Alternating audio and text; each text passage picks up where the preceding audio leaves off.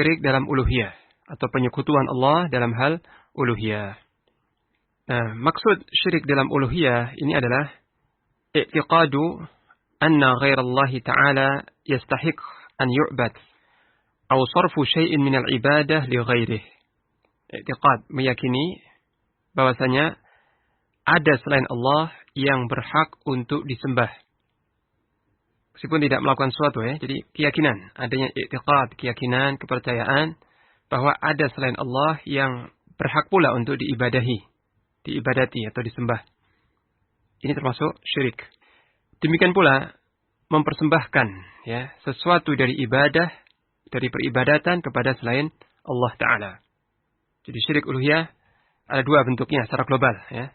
Pertama, adanya i'tiqad, keyakinan, kepercayaan dalam hati bahwa ada selain Allah yang memiliki hak atau berhak untuk disembah, diibadahi. Yang kedua, menyalurkan atau mempersembahkan sesuatu dari bentuk peribadatan kepada selain Allah Ta'ala. Dan di antara bentuk-bentuk syirik dalam uluhiyah, pertama adalah, ini contoh-contohnya ya. Pertama adalah i'tiqadu syarikin lillahi ta'ala fil uluhiyah. Meyakini adanya syarik atau sekutu bagi Allah dalam hal ilahiyah, dalam hal keilahian. Termasuk di sini adalah siapa yang memberi nama anaknya dengan nama-nama yang menunjukkan ta'abbud, yakni penghambaan kepada selain Allah. Seperti seorang yang memberi nama anaknya Abdul Husain atau Abdul Zahra, Abdul Husain, Abdul Rasul, Abdul Ka'bah, yang berarti hamba Husain, ya, hamba Az-Zahra. Zahra ini nama lain Fatimah, julukan Fatimah radhiyallahu anha. Atau hamba Rasul, Abdul Rasul, hamba Rasul. Atau Abdul Ka'bah, hambanya Ka'bah. Ya. Atau yang lain. Ya. Nah, barang siapa yang memberi nama anaknya dengan nama-nama seperti itu, disertai keyakinan. Sertai keyakinan bahwa makhluk-makhluk tersebut memang berhak untuk disembah atau diibadahi, maka dia telah jatuh dalam kesyirikan dalam hal ini, yaitu dalam meyakini bahwa ada selain Allah yang berhak disembah. Dan hukum memberi nama seperti ini jelas haram, ya. Memberi nama anak dengan menghambakan kepada selain Allah seperti tadi, itu hukumnya haram. Kemudian kalau disertai keyakinan bahwa Husain atau Ar-Rasul sallallahu alaihi wasallam atau Ka'bah itu memiliki hak untuk disembah, untuk kita menjadi hamba kepadanya, maka ini menjadi syirik, ya. Kemudian bentuk yang kedua adalah sarfu syai'in minal ibadat al-mahdhah li ghairillahi ta'ala. Mempersembahkan sesuatu ya, atau sebagian dari ibadah mahdhah kepada selain Allah Ta'ala.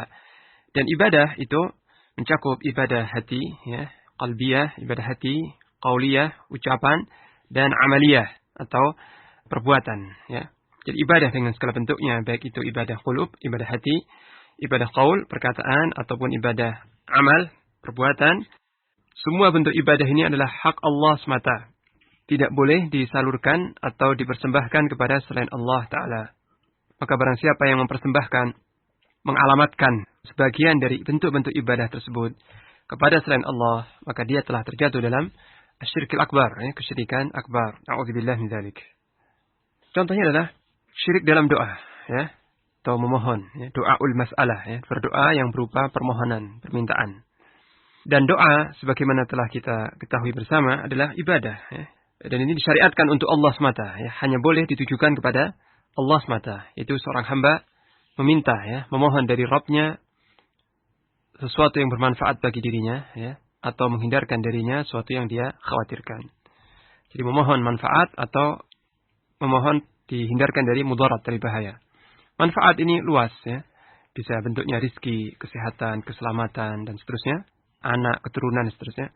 Menghindarkan dari mudarat. Minta dihindarkan dari mudarat. Dari penyakit, dari bahaya, dari semua mara bahaya, dan seterusnya. Nah, semacam ini hanya boleh ditujukan kepada Allah Subhanahu Wa Taala. Termasuk dalam doa yang sifatnya doa masalah ini, doa permintaan, adalah al-isti'anah. Meminta pertolongan. Ya. Meminta pertolongan. Kemudian al-isti'azah. Memohon perlindungan. Juga al-istighasah, memohon pertolongan dalam keadaan terjepit, istighasah.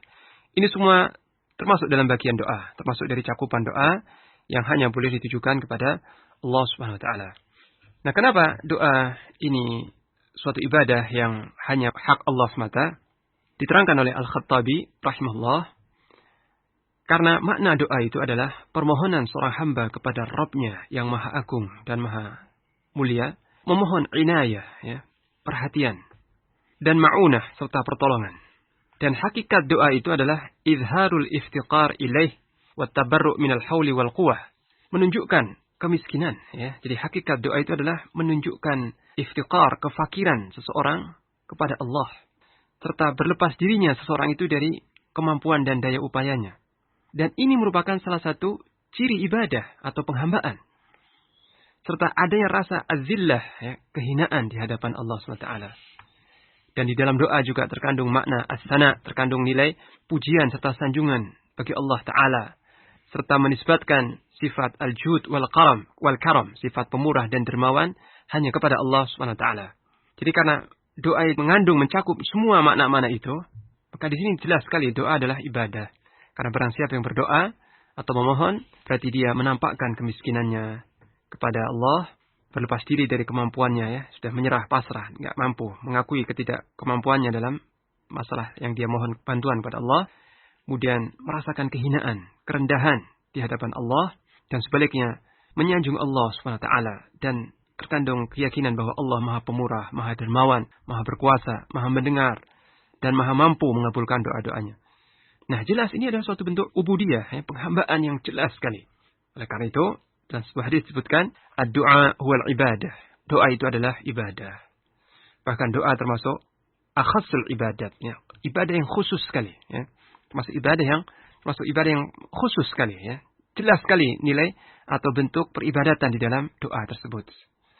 Maka oleh karena itu, wajib doa itu disalurkan, dipanjatkan, dipersembahkan, ditujukan kepada Allah Subhanahu wa Ta'ala, dan tidak boleh ditujukan kepada selainnya. Siapapun selain Allah itu, baik malaikat, nabi, wali, makam-makam, dan seterusnya.